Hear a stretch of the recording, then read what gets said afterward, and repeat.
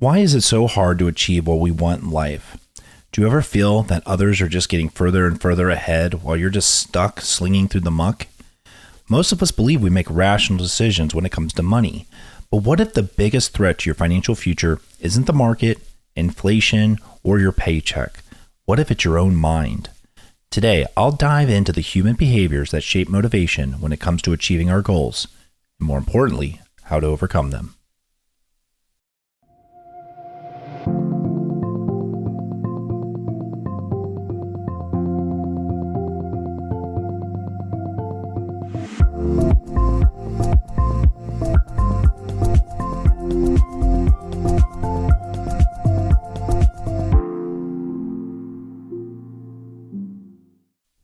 Hi all, welcome to another episode of the Escape the Clock podcast, where I, the author of the book Escape the Clock, go into how you can build your own plan towards financial freedom.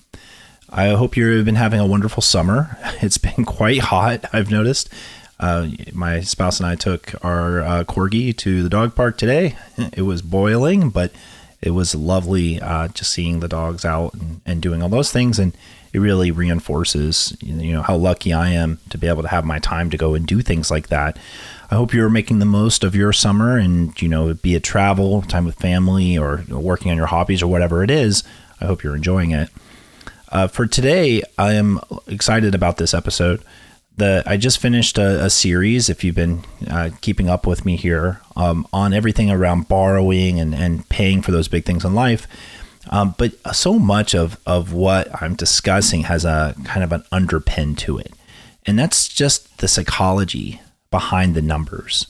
And in the book, I talk about this, but I don't go into extreme depth. I'm not teaching the psychological behaviors that I read about in all these other works I'll talk about today. So I'm really excited to actually have the space to go deeper. And that's what I'm going to do, because this comes up a lot. Obviously I hit it myself as I was going through my own journey. Our psychologies, our human behaviors, our identity, all these things, they impact how well we can do. But, it's not just us. It can be our significant others, our families, our friends, our communities. But as I've been doing freelance consulting, which I've been part of my giving my time back is just to help educate wherever I can. So I meet with folks one-on-one, and it's been great being able to give my time to do that. And during those conversations, I just see these patterns that remind me so much of my own journey. And look, I'm not a licensed therapist, right? So I'm going to focus on the science today, the things I've learned and I understand. But sometimes when you're doing financial counseling, it does feel a lot like therapy, because you end up touching on so much of our patterns and behaviors that come from the way we were raised, or sometimes trauma that we have, or things that we do. Even when I've been studying, I'm getting my wealth management degree, I'm seeing a lot of these concepts come up. And I've actually been quite surprised how often I'm even tested on some of these psychological concepts. It's actually a really strong part of financial well-being, is understanding the human behavior pieces. I was also recently a guest on a larger podcast called Everyone Talks Money. It was fantastic going on that show. I'm actually a fan of that show. It was really cool being on it. And it was a great conversation. We got way more into the psychological side than I kind of expected, even. Because Sherry, the host, does a really great job asking questions that kind of get into the human intent. And, the relatability of it, is about what we do as people. So this topic comes up. It comes up quite often.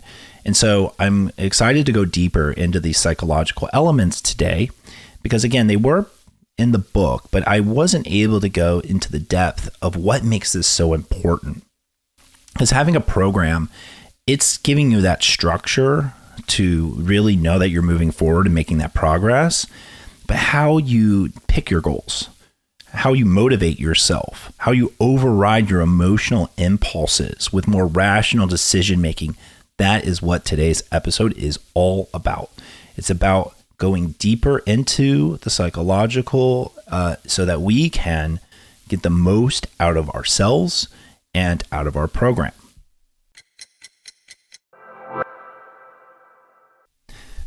So what I'm really getting at is posing some of the big questions about why we act the way we do, and to try to give a better understanding into insights of both yourself, but also those around you.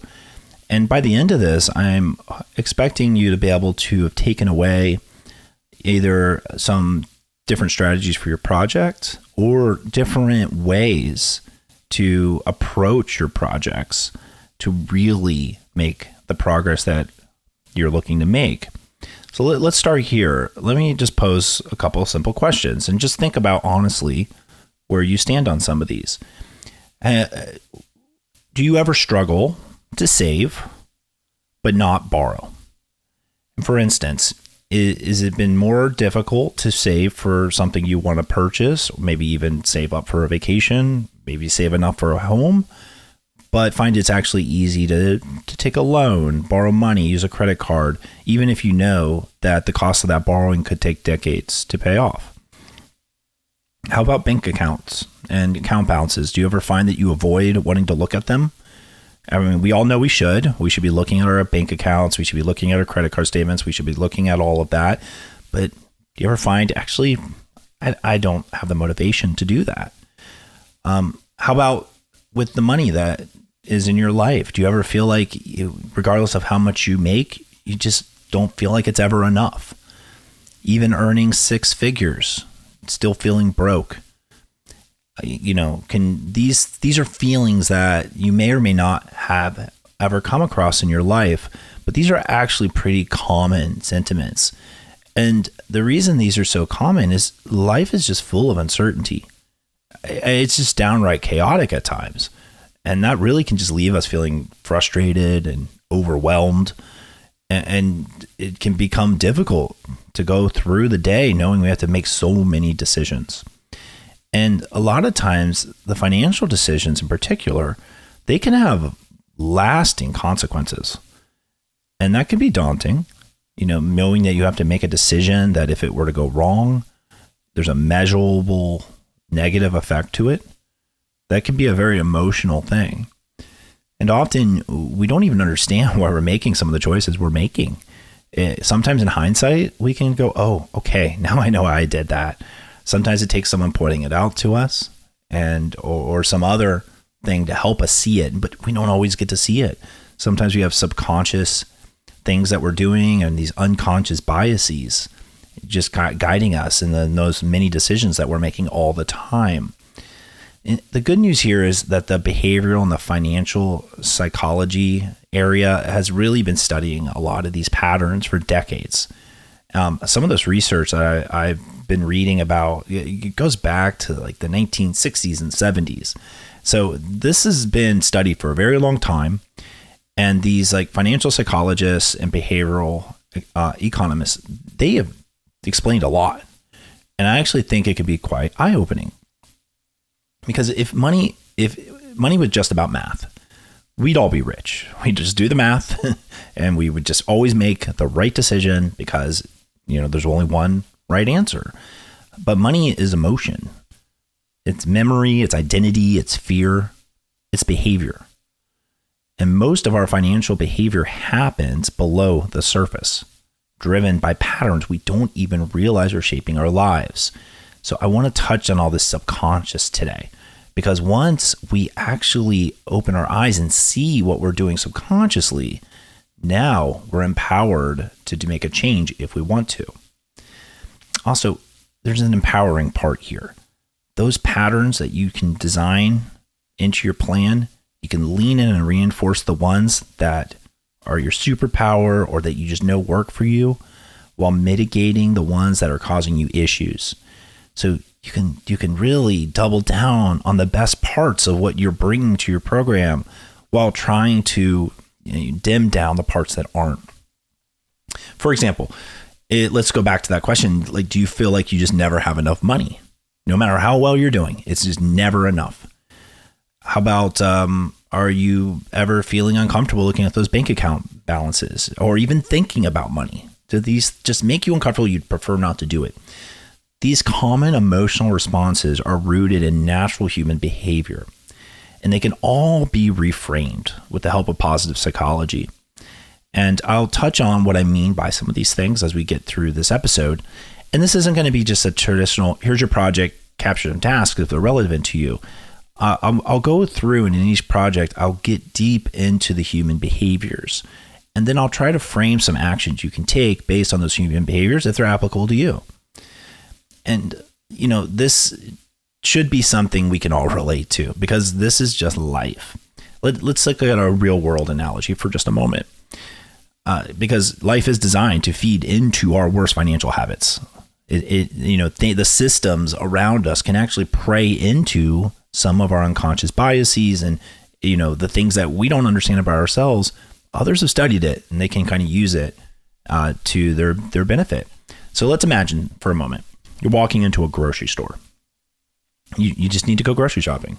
Very common thing, right? Well, when you walk in, you start in a produce section.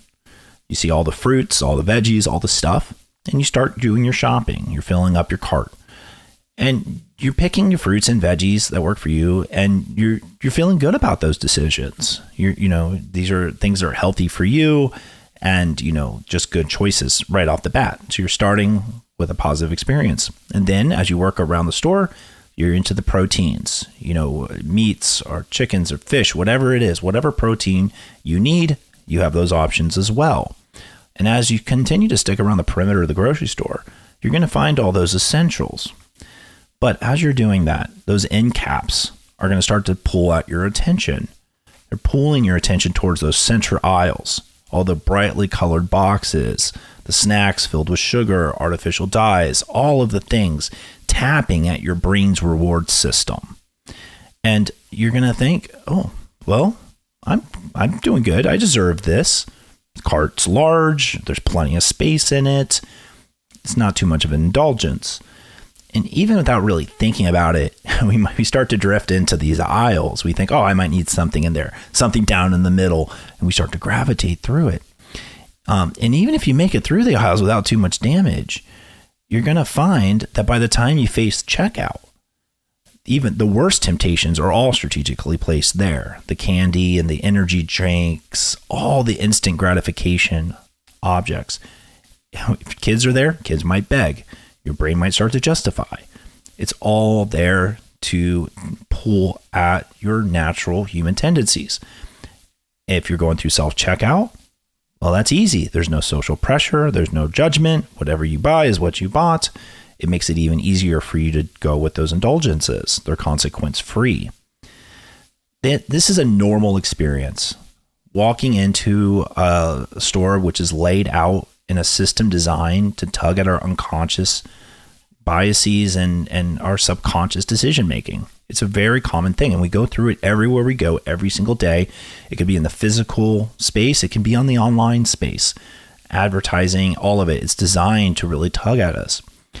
But let's say you have to go to the grocery store, and you don't want to fall into being preyed on in your behaviors. Let's say, you've come out before where you're like, wow, I intended to buy a few things and I spent a few $100s. I don't want to do that again. Well, what if you went with a plan? A plan and a little discipline. You have a list, and you're going to stick to the list. You're going to stay focused on it. You're reinforcing yourself to stay in that list and beat the system. Well, now you leave the grocery store with what you intended to get. You are in control. And that's exactly the goal here. It's to be able to beat your own system, internal system, but with a well-designed financial freedom program. One that has the structure that helps you stick to what matters most, even in a world designed to distract you. So now let me introduce you to Joseph and Vivi, two people who are going through their own struggles and are ready to make a change.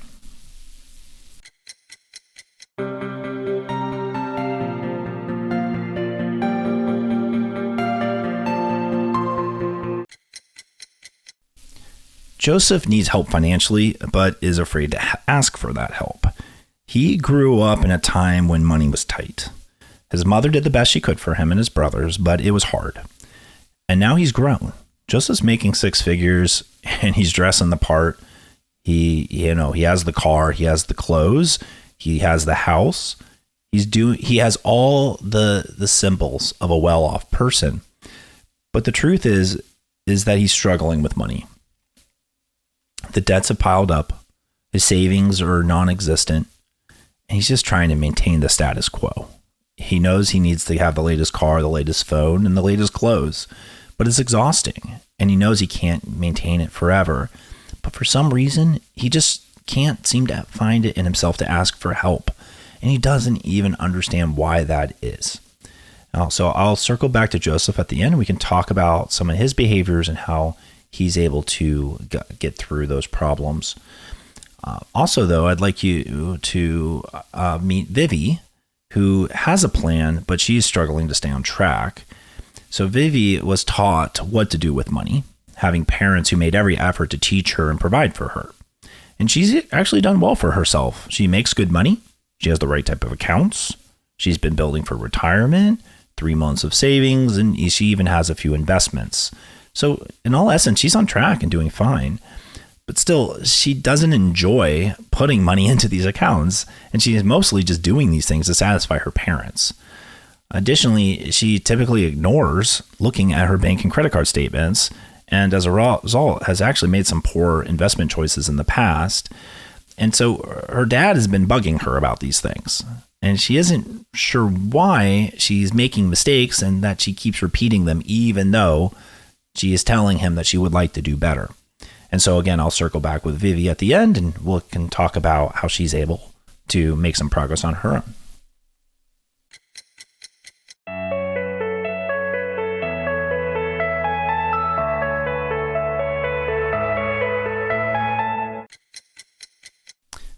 Have you ever delayed planning your finances until you're less stressed?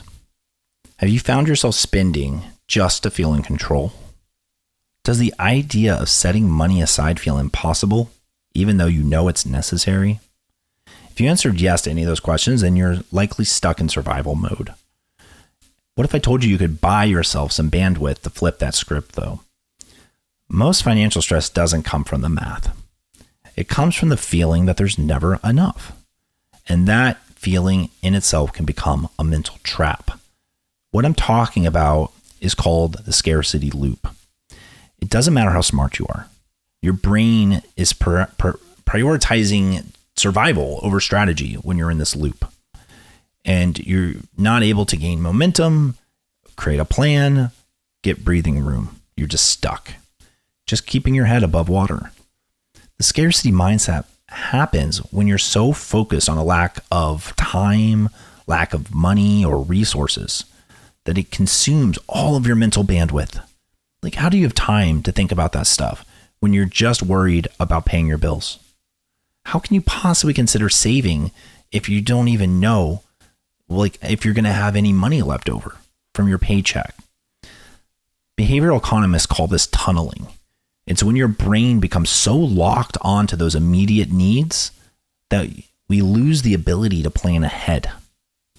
It's why someone might choose to pay just the minimum on a credit card, even though the interest is crushing them. Or why living paycheck to paycheck might be I'll save when I get ahead, but you never really feel like you can get there, so you never end up doing it. It basically, scarcity creates a vicious cycle. It's like more urgent the need, the narrower your focus, and the fewer long-term decisions you can make. Even if you aren't suffering from this yourself, you might know or think of someone who is. The good news is that a little perspective can help you escape this tunnel trap or this loop that you might find yourself in, or they might find themselves in. So let's say for a moment that you're in that category where you just never feel like you have enough to start saving. You know you should. You just don't feel like you can. You're just stuck in the loop. And if you remember back to previous projects I covered and in the book, there are different levers we have to try to free up cash flow and take control back. And one of those levers is spending. And in this case, imagine that we cut back a little bit, budgeting, so that we can stick with the essentials, but free up a little bit more cash flow so that we can start to save. And it doesn't need to be a big number. Honestly, anything is fine, and actually starting small is best. And the first step here is just to build a stability buffer. Because when you're driven by scarcity, it's necessary to break the cycle controlling us. So some buffer is needed to give the breathing room we need. And it can be small. The smaller, simpler goals are the better ones, actually. So for example, for the savings, let's just say 1 month of core expenses in a savings account. If you've already figured out how to budget to get the cash flow back, you already have a sense of what the core expenses are. That's the number you're targeting, getting into your savings account. And the goal is to make sure you're not spending on those other things and you're redirecting into that account. And then at the end of the month, you go check that balance, you look at that number, and you remind yourself it's all going to be okay. And recognize that you now have more room to do more. You can take a step back. You've reached the goal. You've created psychological breathing room to think more strategically and do more. More importantly, you can start to establish momentum. Because with that small milestone completed, now it's time to strike free of the tunnel for good. You can start by setting up small automatic transfers to that same account weekly, monthly, some momentum, whatever works for you. It could be $25 every week or every month. And the point is you're going to see that account growing. And now it's moving past those essentials. It's moving towards some larger goal. It's becoming a real buffer. And it can now start to become some part of a broader plan. Because saving, it's just one part of a financial freedom strategy. And the good news is that a single penny saved is progress on that journey. And so looking at that account, maybe rename it to something emotionally motivating, like a freedom buffer or your smart account or something to help keep you focused on the positive steps that are being made, breaking that cycle and working towards a brighter future. And then capture that into the plan, into the larger plan. Because an escape plan includes having enough savings to cover those uncertainties in life. And the more that's there, the more insurance you have that it's all going to be okay. The less temptation to put something on a credit card. And over time, the more opportunity money for making big moves, maybe even making that first investment. So put the money in and then see where your planning takes you next. Because living in a scarcity mindset, it can make it very difficult to take steps we need to break the cycle and get ahead. It traps us. And planning only can start when the panic stops. Small steps can make big differences to large outcomes. And building a buffer is not just financial, it's the psychological space to think bigger. So start thinking about, are you stuck and living in survival mode? And if so, maybe taking a couple steps to break free.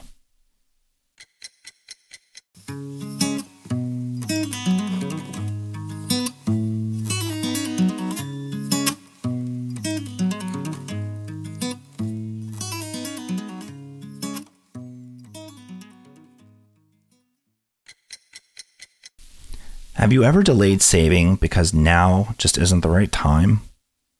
Have you ever prioritized paying off a small balance, like on a credit card, over a high interest loan just to feel a quick win?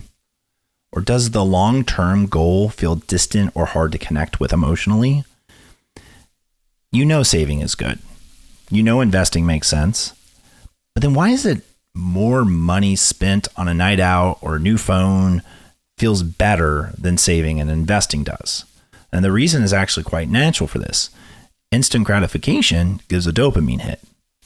And therefore, the long-term plan will lose out as a result. Our brains actually have two distinct processors. The emotional brain, which is fast and impulsive, and then the rational brain, which is slower and deliberate. This is actually described as something called the dual self theory. And from a financial perspective, the emotional brain tells us how we feel about money, but the rational brain allows us to focus on value, cost, and management. In other words, we have this tendency to act both impulsively and rationally. There's like two of us inside there. And depending on how we act, depends on the situation, our identity, our past, the status quo, all kinds of things. And so the way we act, though, can most simply be tied to our motivation, the motivation we have at that moment. And to break it down a bit, there are two types of motivation: intrinsic, or like an internal type, and an extrinsic or external type of motivation. The intrinsic motivation usually comes from personal meaning, often tied to our core values or our emotions. Extrinsic motivation, on the other hand, tends to come from reminders or rewards or processes or signals that trigger our rationality. Of course, we can swing between these two states quite quickly and often feeling a mix of emotions and rationality in any given situation. And as you can imagine, this can really impact your ability to achieve your financial goals. You might find yourself responding emotionally to something when you wish you were responding rationally. Or maybe you're being too rational and you're not tapping into the emotion that you need to really drive yourself forward. So they're both good. And when you leverage them in the right way, you can really get ahead. Because if you don't find ways to make your future benefits feel real now, you'll just keep prioritizing today's comforts over tomorrow's freedom. And the idea here for financial freedom is doing the things you need to reward yourself for achieving that. But if your plan is 20 plus years out, that's too far off to feel that reward. You need to feel that reward today, and you can. The good news is you can hack which state you're in by how you put yourself into the right mindset. So you basically can put yourself into a more emotional, intrinsic motivated mindset or an extrinsic or a rational mindset. So let's take a step back. So we all struggle with motivation every single day. All of us. We're constantly doing it. You might find you wake up with all these ambitions and aspirations, and you might like I'm going to work out. I'm going to do this finance and invest this thing. I'm going to grocery shop. I'm going to do laundry. I'm going to do like 20 different things. And we end up doing one or two of those and maybe watching some TV or, whatever it is.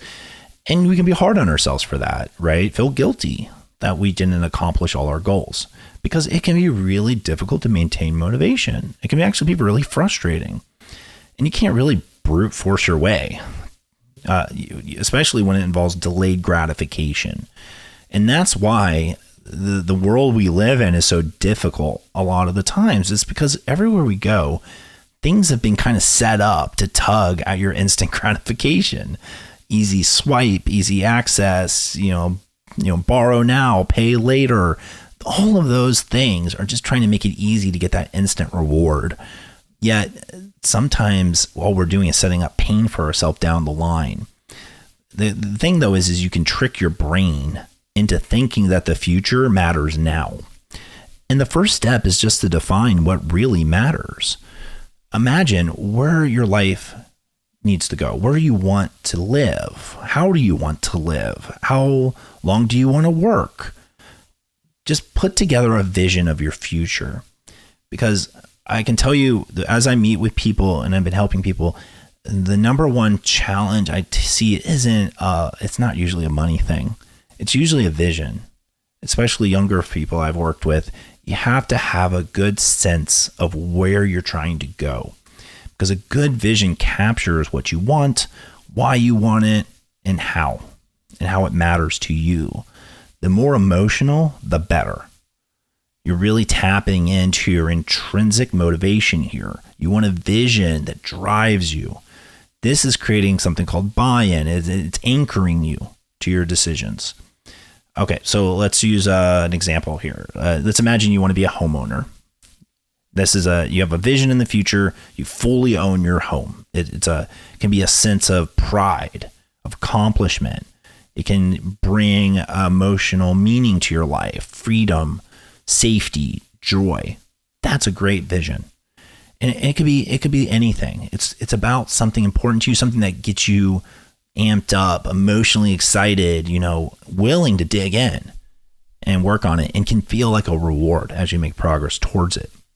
Because the next step is to take that vision and make sure that we're connecting it to what really matters. With it in mind, we start to think about our values, because our core values, that's what is allowing us to tap in to the intrinsic motivation. Again, I mentioned that it can be an emotional state of the mind. Our core values are tied to how we feel. And when we couple that to our goals, now all we've done is motivate ourselves. So you take a larger vision, like that home ownership vision, and break it up into smaller, more attainable visual milestones based on core values. So this might not be your vision, but imagine the home ownership was, instead of a goal of saving $50,000 for a down payment, which can feel very difficult and unmotivating to do, you can just make it simpler and track and save the first $2,500 for a home. And you can even describe it as your dream home. You can start to paint those goals with the brush stroke of your vision. Get you excited about tracking it and seeing it and keeping that picture in your mind. And then celebrate the wins. What you're doing is you're putting little breadcrumbs down towards that home ownership thing that could be 10 years off. Who knows? It could be a long way off in the future. But each of those breadcrumbs that you put down is a moment of celebration. And it's a way to create an easy path that you can build velocity against. Because with vision comes values, then comes velocity. We want small, attainable goals because those are what's best to build momentum. And as we celebrate, we're hitting that reward mechanism, that hitting that $2,500 that you need as part of that $50,000 down payment. Well, that's a milestone. Celebrate it, because each milestone hit is a dopamine effect established. This is where we're allowing our brains to release that reward mechanism to encourage us that the present today is working for me because it's moving me towards that dream I have. Each mile you complete, reward chemicals released in your brain, and the more you do it, the more you're flipping the script from saving as this painful sacrifice to this pleasurable series of wins, all leading you down the path with core values aligned to your desires. And as you get better at it, you can start to optimize the velocity. And then you can do that by tapping into extrinsic motivators. Because everything I talked about so far was the intrinsic motivators. How do you make sure that you have something going, tapping into that internal drive, that thing that just makes you want to keep doing the thing that you know you want to do to get to where you want to be. But you can do the external stuff to help push you along too, get that wind in your sails, right? Really get you going. Because you already have that drive going, but those external nudges, they get you there way faster. And these things happen naturally, by the way. You don't have to hack them. Like, a call from the bank, a discussion with your parents, or a bonus or something at work. These things are normally extrinsic motivators for us to do something. But you might find, use the bonus for an example. You get this bonus. What do I do with that money? It might actually not be as exciting as you imagine, because now there's 50,000 things that you have to figure out what you do. And you're like, well, which one's right? What do I want to do? Well, if you already have a goal and one tied to your core values, that bonus, it's going to be a much easier decision for you to make. But you can also hack into this as well a bit. You can set up automatic calendar reminders.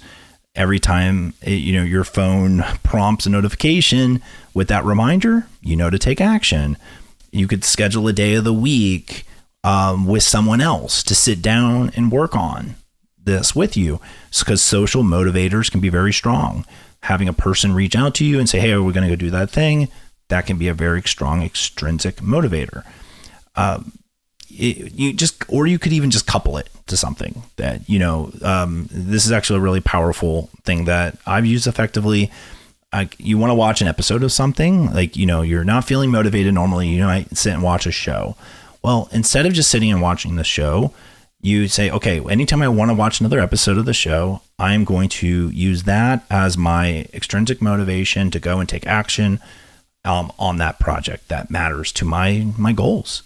And that show episode becomes the reward for the thing that you need to do. You've coupled, something that you necessarily already want to do, but now you want to do it even more because you're getting a bigger reward for it.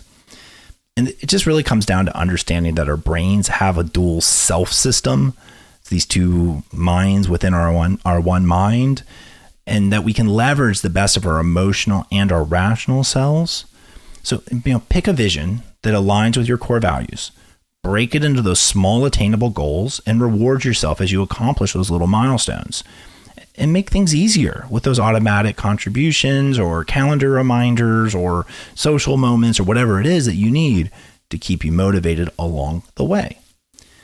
Another way to think about this is that you don't have a discipline problem. That's not why you're not motivated. You likely have a feedback problem. The more visible and rewarding your progress is, the easier it becomes to keep going. So once you can see the place you want to be, that vision that you want, and you're seeing progress, you're getting the feedback that it's working, now your brain has everything it needs to reward that you're making the progress towards something important to you, and you're on your way to your goals.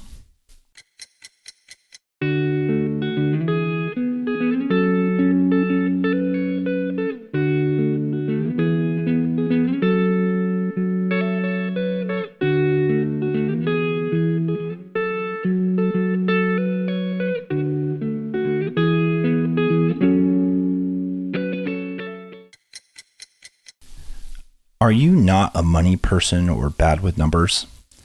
Do you believe money is bad or rich people are greedy? Do you think money will solve all your problems? Have you stopped making progress because it feels too good to be true? Or have you avoided learning more about money because it makes you feel dumb or behind? If you believe you're bad with money, every mistake becomes evidence and every success feels like luck. But what if that could all be rewired? Belief comes from identity, and identity is sticky. We form it in our earliest childhoods, and our environments and experiences influence it throughout our lifetime. Identity impacts our core values, and therefore our goals and our motivations. It can be both a constructive and a destructive part of our program. Understanding where your identity is a problem means you've taken the first step towards making a change. And if you want lasting change, your plan has to align with who you believe you are or help you shift that belief. The good news is you don't have to wait for your identity to change before you act. You act your way into a new identity. Dr. Brad Klontz is a financial psychologist who coined the term money scripts in his book, Mind Over Money. It explains that we all have unconscious beliefs and emotional narratives around money, often formed from our earliest memories.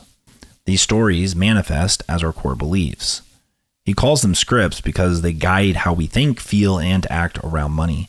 Things like, I don't deserve money, or only losers rent, or you have to save every penny. Those are scripts that we form and we hold on to. I have my money scripts, you have yours, everyone has them. It's just part of who we are. And once you identify your money scripts, you can decide if they're working for you or if they're not. Here are a couple steps to start making your identity work for your goals. The first thing I want you to do is answer the question, money is blank. What is money to you? Is it financial freedom? A means to an end? The root of all evil? A symbol of status? Whatever the answer is, hold on to it, because there's a lot more wrapped in that onion. Your answer taps into your personal money beliefs, also called money archetypes. So there's a lot of psychology going on here, but I'm not going to go into that. Instead, just bear with me. Let's do a bit of an exercise. I'll prompt a couple more questions and just kind of reflect on it for a moment, and we'll start to internalize our own money scripts. So first, start to reflect on your upbringing. Think back to your childhood. What are your earliest memories of money? How did your caretakers act when it came to money? Did they teach you explicitly about it, or did you just watch and kind of take things away? How do you think your relationship with money has evolved as you've aged? Was there a pivotal event? Are your money scripts starting to come into mind a little? Are you starting to think, oh, that moment I had when I was a kid, or when I started working, or when I was in a relationship, did any of those pop into your mind with any of those questions? It may not be possible just listening to me talk and getting there right away, But the truth is, with a little reflection, you can go through your past and you can start to identify and capture what your scripts are. And when you do, just write them down, put them somewhere.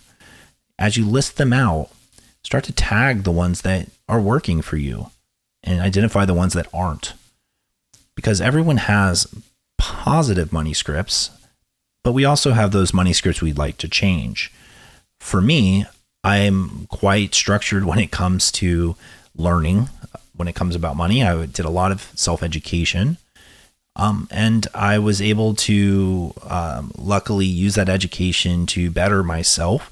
But there were things I just refused to do. There were risks I just will not take. And there are times I felt maybe I should have been spending when I wouldn't let myself, because I grew up in a situation where money was an issue and I held myself back because I never felt safe doing that spending. And it just takes me right back to my childhood, watching, my dad struggling with a business, or my mom frustrated that she couldn't afford to buy us food. Those things sit with you. They're real.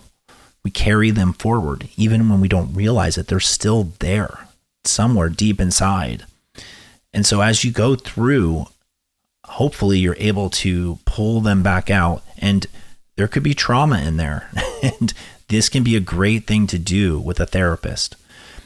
But whatever you're doing, as you go through this exercise, you're trying to capture as many as you can possible, because the ones that are hampering you, the ones you don't like, those are the ones that give you opportunity.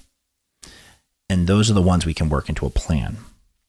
So let's go back to the having trouble spending, the one I mentioned for myself. Let's say you might identify with that one as well.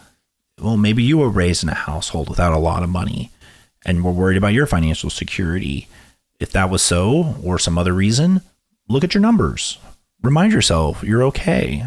Set a goal to spend some set amount of money every month, and then measure how you're doing and celebrate yourself for spending. Try to find a way to flip the script. I know with me, I had to find ways to remind myself it was okay to spend some money. It was not adding risk to my goals. And then I was able to ask my significant other to support that. She would encourage me to go and spend something on myself. I remember I drove the worst car in the world, even though I could afford to buy a new one. I just refused. I kept driving the thing until it finally died. Like, it just literally would not start. We couldn't even sell it. I just had I donated it, and it was towed right from a parking lot as a donation. And I still did not want to spend on a car, even though I'd finally gotten to a point where I could afford to buy something I might actually want to drive. And with her encouragement, I actually was able to get past that, because I was honest that was a barrier with me. And that was something I was hoping that I could work past, and I had the support to do so. Because what it comes down to is our identities are influencing how we act, how we grow up, what we're taught. It can be from family, it can be from church, community, it can even be from television, it can be from whatever it is. But these influences, they come in, they actually become part of our identity. And we hold those values, subconsciously even, into every single decision we make. And when it comes to the financial decisions, we need to be honest about when our identity is working for us and when it's a risk. Because tapping into our core values and setting visions and goals, that's when it's working. If I know I have some grand goal in mind and I can see my behaviors are moving me towards that goal, that's fantastic. I should celebrate that. But when my own behaviors are adding risk and preventing me from being able to get to where I want to be, I need to mitigate myself. And in this case, being a great saver was not allowing me to be a good spender. So it wasn't working. But as soon as I found a way to allow myself to enjoy life, spend the money while still knowing I was making my savings goal, that's when it was working. So, you have to reflect on who you are. You have to be honest about what you want to change. And that is what's going to make the biggest difference to accomplishing your dreams.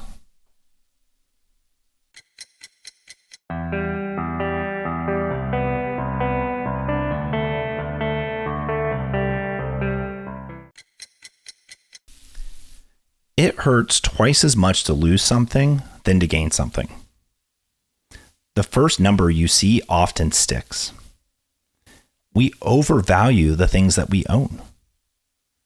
It's hard to walk away once we've invested time or money.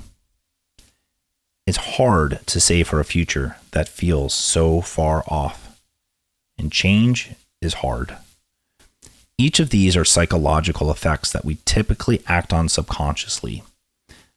They aren't inherently bad, but if ignored, they can cause poor financial behaviors that can hurt our outcomes. So let's go ahead and explore each a bit, because each of these is a different thing that psychologists and behavioral economists have figured out, and they can help us a lot when it comes to our own plans. The first one is loss aversion. And this explains why it feels so much worse to lose something than it feels to gain something, and how this causes us to avoid taking risks at all. Loss aversion, it leads us to be overly cautious with money. And it's because it's natural. Like if something is painful, we want to avoid it. And losing something feels twice as painful as it feels nice to get something. And so that just naturally makes us cautious. We're so afraid to lose something that if we see risk of loss, we often will just avoid it. And this can lead to missed out opportunities because just the potential feels more intense than the pleasure of any equivalent gain. And for example, an investor might hold on to a losing stock way too long or avoid investing altogether in the first place just from the fear of losses, even when the potential reward of investing outweighs those risks. So loss aversion comes up quite a bit when it comes to when we want to invest or not invest our money. Temporal discounting is our tendency to undervalue future rewards in favor of the immediate ones. This is why short-term temptations often overpower those long-term plans. And this bias explains why it's easier to spend money now, like on a night out or some new technology or whatever it is you like to spend money on, rather than save or invest for retirement. It's very common to overspend and undersave. Temporal discounting really helps explain that it's just a natural tendency. It's a natural behavior to do that. And that's why it's so common. The future, it just feels distant and abstract. So the immediate thing, the immediate reward, it will always win out. Even if the long-term benefits are far, far greater. The benefits in the future, no matter how great they are, will almost always lose out to the instant thing in front of us. So we need to think about that temporal discounting. The sunk cost fallacy, you may have heard of this one. This leads us to continue investing in losing propositions just to avoid feeling that our previous time or money was wasted. So the more we put in, the more we are locked in because we just don't want to feel like we lost. This is why it's so hard to leave a bad movie after you bought a ticket. You might spend $30, be sitting in the seat. It's really clear you're not enjoying yourself. You're wasting your time, but you've already spent the money and it's just too hard to leave it. You'll just sit there, even through the pain of the bad movie, and see it through. And this can hurt us financially. For example, people will hold on to underperforming investments because they don't want to realize the loss. Because once you sell it, now it's an actual loss. But while you're holding it, it's just a potential loss. Or you might continue funding a failing business or a project or something that you've already invested in. It doesn't actually matter what it is. Anything you've invested in, if you're holding on to it and not letting it go, it's likely because you've sunk too much in there and you're in the sunk cost fallacy. The endowment effect explains why we overvalue the things we already own simply because they're ours. That ownership has this effect that's been studied. The present bias describes how we prioritize the immediate rewards over the delayed ones, kind of like I was saying before. So therefore, both the endowment effect and the present bias, they both help explain why this further away something is, the less emotionally valuable it feels. So the closer something is to us in our lives, especially something we own, the more valuable it feels and the more important it is to us. So let's take an example for this one. Imagine you bought into a timeshare, but you regret it, as many people do who buy into timeshares. Not everyone, but most. And you like to take steps to let the timeshare go, but you might find yourself justifying keeping it. You're overvaluing it because it's quote unquote yours, even if it's draining your resources. This effect, it can apply to old possessions, investments, and even your own habits. Anything that's no longer serving you, but you feel like they're yours, and therefore you're holding on to them. You're providing them arbitrary value. Anchoring bias explains our tendency to rely too heavily on the first thing we see, and typically the first number we see, even if it's arbitrary. And marketers use this thing all the time. So, for instance, you might notice that some price gets flashed in front of you, like intentionally positioned price. It might be like $9.99. And you see that. But then a moment later, maybe you're leaving the page, or maybe you're walking to a different aisle, $5.99. Why does that suddenly feel so much cheaper? Well, the first thing we saw was $9.99. The very first number we saw, we anchor onto it. Maybe a better example, though, is you might be looking to buy a home, and you might notice that your neighbor, they paid $1.2 million for the house, and you just moved in and you bought it for $850,000. They paid 1.2, you paid $850. You might feel like you got an amazing bargain. You might feel a lot of pride in that, but it's completely arbitrary. What they paid for their house doesn't actually matter. They're different houses. The market conditions can be completely different. The timing can be just this comparison between the things. It's a natural thing we do. We look for patterns. We like to compare. And so this anchoring effect, we take some initial number as a reference point, regardless of any actual value, and we hold on to it without even realizing it. It's a subconscious thing that we do. This is actually really, really common in investing. So the price that you pay for a stock, that anchors you to your future decisions with that investment. So if you bought it for $50, then you will always look at that $50 purchase price as your anchor reference point, even though that price has nothing to do with anything. It has no bearing on the current market, on what you eventually sell it for, nothing. It means nothing to anyone else, but it means everything to you because that's what you paid for. And so you're anchored to that number. Status quo bias means that we prefer things to stay the same. We just don't like change. It's easier to stick with what we know. And this can lead to us holding underperforming stocks, sticking with bad financial habits, following trends just because everyone else is doing it, or even, rather than making some rational goal line decision, just doing something because it's just quote unquote the norm. And all of these things, I mentioned lots of different effects and biases that have been studied across decades. All of these subconscious biases, these require honesty and awareness. Because the good news is like once you start to build a structured plan, it can help you accomplish your goals intentionally and overcome these things. Let's take a couple examples here. The first one is anchoring yourself to goals and watching for emotional ties. So I mentioned anchor bias before. So what if you want to overcome that? What if you don't want to be stuck with arbitrary reference points? Well, one thing you can do is making sure that you're setting smart goals that align with your vision. Don't anchor on an arbitrary point. Anchor on a real point that has real value to you. And just be honest if you're anchoring to something arbitrary or not. For example, I mentioned investments a couple times. Let's say you're not hitting your investment goal. You're tracking progress in your thing, and your goal is to get to a certain number in a brokerage account, but you're not getting there. Start to look at how you're measuring. Are you anchored to the buy price of the stock? Is that how you're measuring success? Are you holding onto an investment due to the endowment effect because owning it feels better and you don't want to let it go? Owning it may cause you to overvalue it. leading to a worse outcome later. So if you're able to start to look at it more holistically and look at the overall total worth of the portfolio, not just the gains, you might see that actually you're not doing so bad.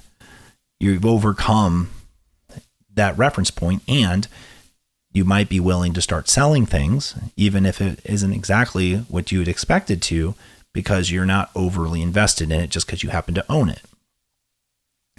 Another thing you consider doing is analyzing your spending, because the endowment effect can really get you to just hoard your assets. I've been there. I've held on to some things just because I liked having ownership in those things. But you can start by just being honest and taking stock. List everything you bought last year. Like, this could be normal spending, like actually all your expenses, the things you purchased. And just ask a question. Just look through some of them and ask yourself, would I buy this again today at today's price?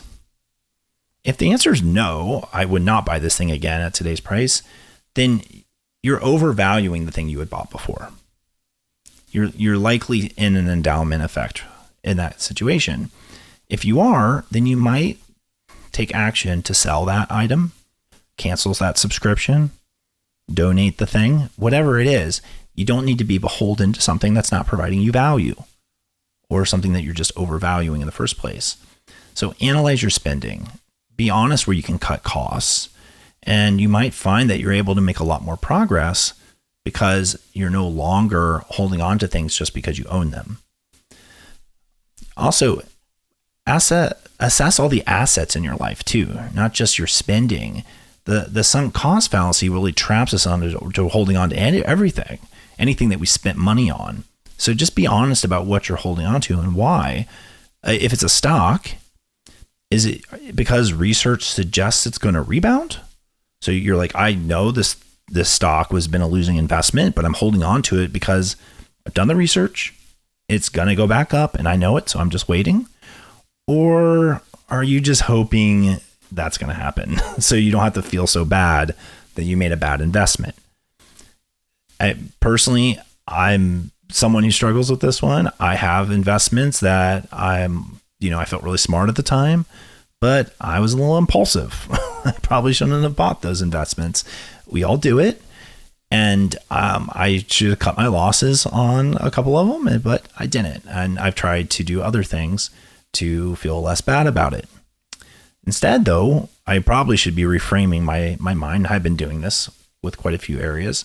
So instead of me telling myself, I screwed up buying XYZ stock, what I should be telling myself is I took a chance on XYZ. It didn't work out. So now I'm going to tax loss harvest it. I'm going to sell it at a loss. It's a loss, but that's okay because I'm optimizing somewhere else. It can be part of my greater strategy. So make a comprehensive list of all your financial assets, your credit cards, investments, your homes, cars, rentals, timeshares, even insurance policies, whatever, all those things. And ask yourself, do each of these align to your value-based goals in your plan? Because if something is there and it doesn't fit, just consider removing it.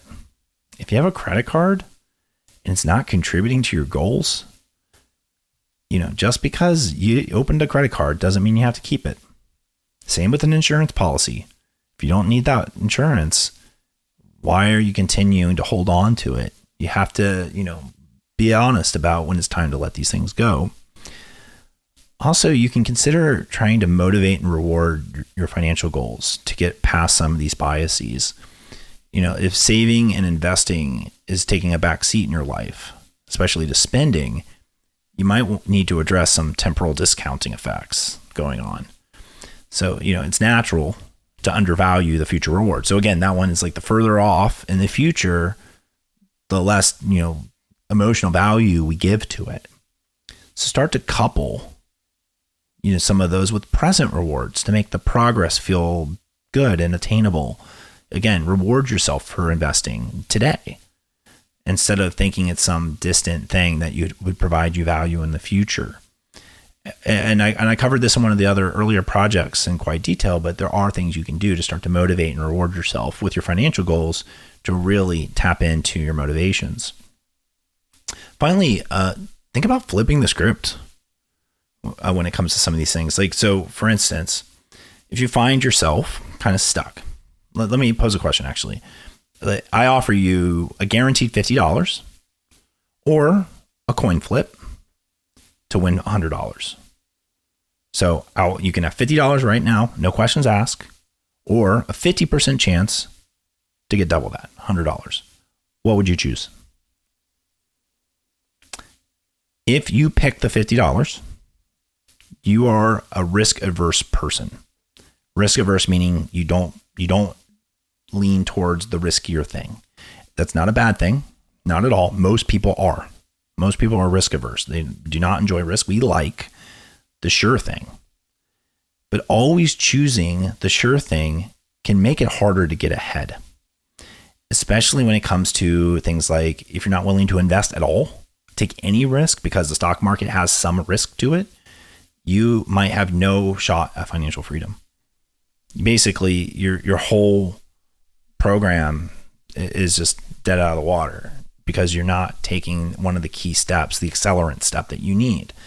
So you have to be honest about what's going on there. If you're avoiding investing or taking risks at all, loss aversion is probably holding you back.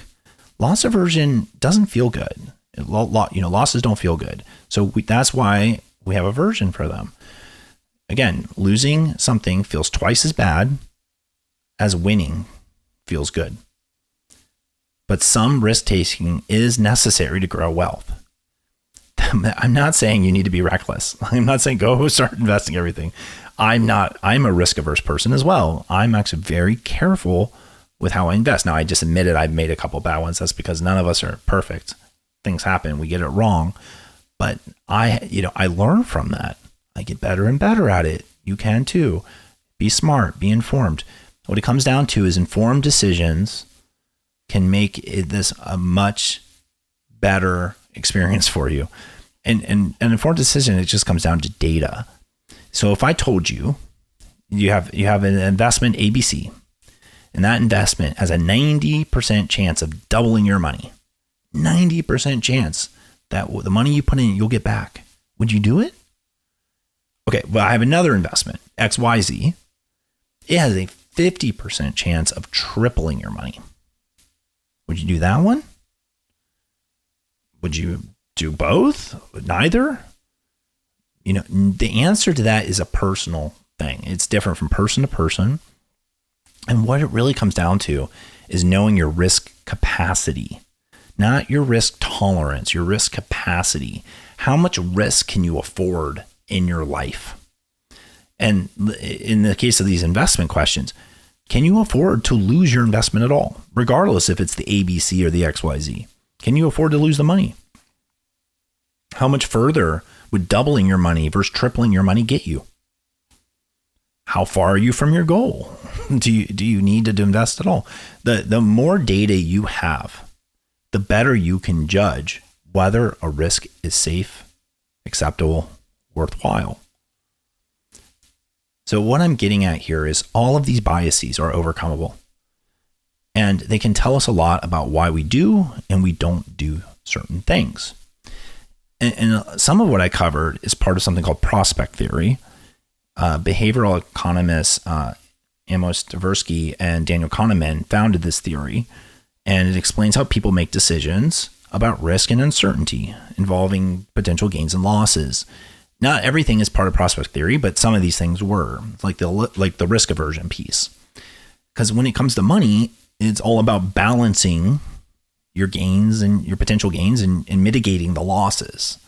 So it's really important to understand this when we're trying to balance and make strategies for our financial well-being.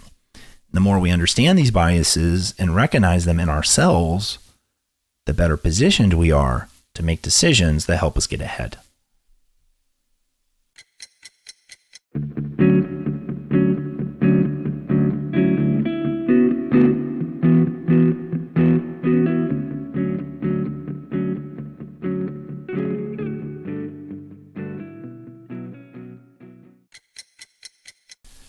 All right, that is all of our projects for today. I covered probably 50 years of psychology and finance economy behaviors. There's a ton of genius people behind these things. And I, just to kind of keep it easier, I didn't reference everyone on the spot, but I do have all of the researchers and the books listed in the show notes. So please do go check that out if you're interested in learning more about any of these things that I described today. But I didn't touch on everything. There's actually a ton of behavioral concepts. For instance, the PERMA model. I mentioned positive psychology, but I didn't describe like the PERMA model and how it could be used. Things like optimism bias or overconfidence bias, herding behavior, planning fallacy. There's a lot of really interesting things that tell us about ourselves. I couldn't possibly cover them all, but I do hope that in future episodes, if this is valuable, to go deeper and to even bring on some experts to talk about the science, maybe even some of the cutting edge stuff, if that's of interest to everyone. Because life, it often feels uncertain, and nowhere is that more true than with our money. We like to think we're rational, but most of us are just reacting. We're driven by our identity or driven by emotion, habit. But with basic understanding of our financial psychology, we can design systems that actually support our goals. Because inside each and every one of us is two forces: the emotional self that craves comfort and instant pleasure, the rational self that values planning and discipline. And that inner tension, it just explains why we often know what to do, but struggle to do it consistently. It's a real struggle. And too often we feel just stuck in spot, like just grinding through daily life without feeling like we're making any real progress. It's not a lack of ambition that's holding us back. It's the vague, disconnected goals that feel out of reach, and it can often lead to frustration and burnout. So I've been asking questions throughout this episode because I'm trying to help us dive in, because this is very much a reflective process that we have to go through to find our biases and understand them. And so when I'm asking questions like, have you ever felt like you can't save enough because you just don't have enough, even after a raise? That's the scarcity loop talking. It's keeping your brain stuck in survival mode. You know you should invest, but that new car is just so tempting right now. That's instant gratification, winning over your long-term motivation. Or do you ever catch yourself saying, oh, I'm not a money person? Well, that's your financial identity at play, shaping your beliefs and your actions. And those aren't weaknesses. They're natural human behaviors. Our brains are wired for cognitive biases like loss aversion, the status quo bias, the endowment effect, the sunk cost fallacy, all those things. And left unchecked, these patterns, they just can easily derail our financial progress. The solution isn't more willpower, it's better strategy. Planning will activate your rational mind. It will help you override those impulsive behaviors. And when you define and commit to personal goals, you start to counteract your self-defeating tendencies, and then you regain control. So in summary, your vision helps you orient towards the future. It's that compelling picture of what you want your life to look like, where you want to live, how you want to work or not work, and what truly matters. Values define your core purpose. Aligning your goals to what you care about unlocks those powerful intrinsic motivations. And for example, saving for family security feels very different than just saving for a number. Have something really driving you there. And then velocity comes from clarity. You break the vision into small, achievable steps. You'll move faster, more confidently. Momentum builds, motivation compounds, and you combine both intrinsic and extrinsic motivators for sustainable progress. Let's loop back to Joseph. I mentioned him before at the top. He grew up with financial insecurity, even though he has a six-figure income. And he was spending mostly to maintain appearances, burdened by debt, no savings. He knew he needed help. but he's afraid to ask for it. So Joseph decides to start therapy. He has decided to start with a private online therapist. It's something that he felt comfortable doing. And through that, he uncovers some past trauma around money and realizing how his upbringing fueled a spending cycle. He starts to see that his efforts to maintain his status quo has been causing him to have bad spending habits. And with all this newfound insight, he decides to go and find a fiduciary financial coach. And together they start to build a plan that reflects his true desires, caring for his mother, giving back to the community that helped him when he was, trying to get educated and get uplifted from poverty. All those things, those are the things that he cares about. And through this, he's learning about his subconscious biases that had been holding him back. And he now has been building the tools to move forward with clarity and purpose. There was also Vivi. She, on the other hand, was taught good money habits by her parents, but she was lacking a bit of a personal drive. She also decides to follow up to get some financial advice, but mostly out of obligation. She has dinner with a friend, and in that conversation, her friend shares that she rebuilt her life from financial ruin. She didn't have parents helping her out, helping her make smart moves, and she hit rock bottom. But with help, she was able to get back on her feet. And this is a bit of a wake-up call for Vivi. She reflects on her upbringing, on all the generosity from her parents, and all the things they've been asking her to do. And for the first time, she decides to go and set her own financial goals, decides to do things for herself, for her own meaning, not just because she's being told to do it. And through these conversations, she's honest. She loves spending. She loves traveling. She doesn't want to work forever. And her advisor shows her that she's actually closer to retirement, an early retirement, than she thought. All those smart financial moves, they've been paying off.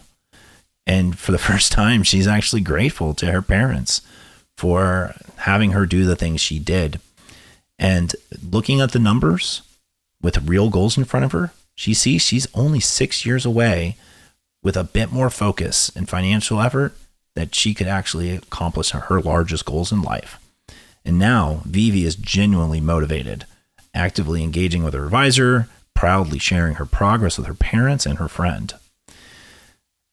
I share these stories because so much of what we go through is relatable and things that we see in movies or TV, but honestly, it's our own lives, it's our own families, it's our own friends. And sometimes these are things I've seen as I've been helping even people I work with. And I just want to help share these. They're not case studies, they're examples of all of this in action and the powerful transformations it can create for us in our lives. So some final thoughts here as we wrap up. Overall, I believe that your superpower here when it comes to your financial well-being is in having a structured plan. Concepts like the scarcity, like biases and the tunneling and the dual self theory and prospect theory, all of this all explains why we behave the way we do with money. And with that understanding, we can work to overcome our weaknesses. And while we didn't dive deep today into that positive psychology pieces, like the PERMA model, we can use things like that to further strengthen our resolve and reinforce the positive habits. Now, PERMA, by the way, it means positive emotion, engagement, relationships, meaning, and accomplishment. It's a positive psychology framework that allows us to use the best aspects of life to reinforce our plans, especially transition plans, with better motivators and rewards. The point is, there's all kinds of powerful things we can do to get the most out of ourselves, the most out of our situation, the most out of our programs. If you've read my book, Escape the Clock, you'll know why I emphasize program planning so heavily. Because financial freedom, it isn't just about the math. It's about managing the emotions and behaviors of the people behind the numbers. well-structured program becomes your superpower. It helps you implement strategies, mitigate risks, and lean into accelerants. And when your finances start producing dopamine instead of cortisol, that's when you know it's working. Remember, it isn't about willpower. It's about strategy. With the right strategy, your destructive behaviors fade, your positive habits strengthen, and your path to escape becomes crystal clear. Awesome. I hope this was a useful episode. I know it was packed full of a lot of educational material. I worked hard to make sure that all the research I did for this episode and the book was factually correct. And all of the references are in the show notes. Also, as we conclude this episode, I'd like to ask, I've been asking a lot of questions, but I want to ask you, what is your money scripts? Do you have a clever mind hack that has helped you get ahead? Leave a comment for the episode. Share with others your money scripts, your clever tricks that have helped you. They're valuable. Be proud of them. Share them. Let's help teach. I would love to know them as well. And I'd love to mention it on a future episode. So leave a comment for this episode or email me at escapetheclockmedia@gmail.com and I'll add it to a future episode. And until then, I'll talk to you later. Thanks for tuning in to this episode. Remember, while I'm not yet a financial planner, I am getting my degree in wealth management. You should take anything you've heard here as tips and advice to making your plan. To learn more, visit www.escapetheclock.com. There, you can find the book, resources, including the planner, and you can even schedule time with me. Please remember to like and subscribe so you don't miss an episode. Thanks for tuning in, and I'll catch you next time.